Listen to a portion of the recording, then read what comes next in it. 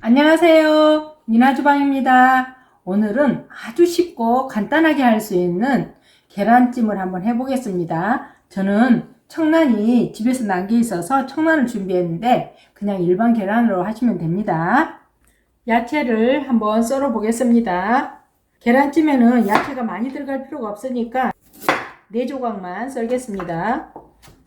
다져주시면 되겠습니다.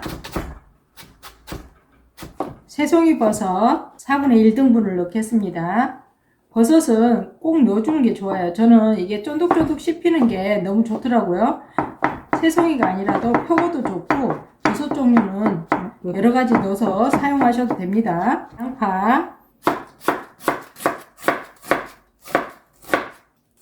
양파도 4분의 1등분만 썰겠습니다. 쪽파 파란 부분,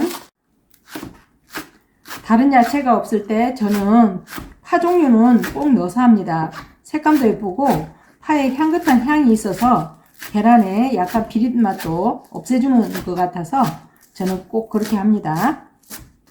이제 야채 준비가 다 됐습니다. 이제 계란찜을 만들어 보도록 하겠습니다. 청란계란 8개를 준비했는데요. 일반 계란보다 좀 작아서 여러 개 준비했습니다. 일반 계란 5개 준비를 하시면 되겠습니다.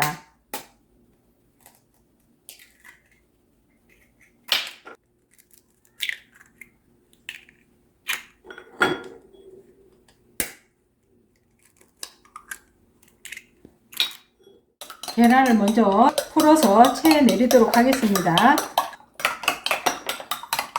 체에 내려서 하면 계란찜이 훨씬 부드러워요.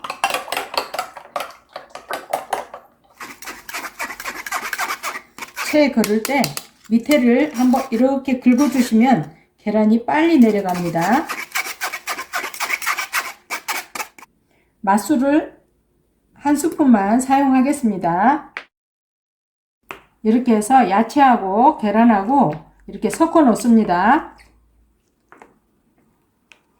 섞어 놓고 이제 물을 준비해서 계란찜을 해보도록 하겠습니다.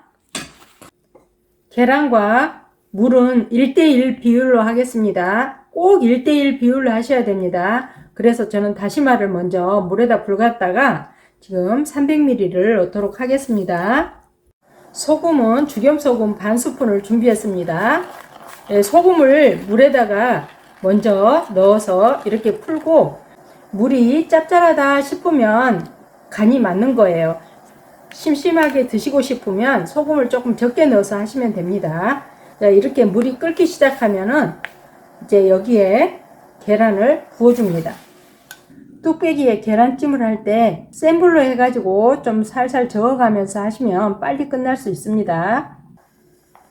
이 계란이 70% 정도 익었다 싶을 때 불을 끄고 뚜껑을 닫아서 2분 정도만 놔두면 부드러운 계란찜이 완성됩니다.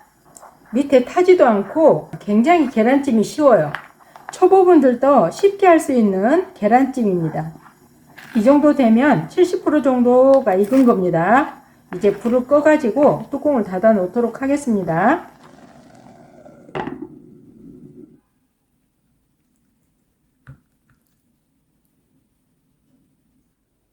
초간단 계란찜이 완성되었습니다. 여러분들도 맛있는 계란찜 해서 드시고 저는 다음에 맛있는 음식을 찾아뵙겠습니다. 시청해 주셔서 감사합니다.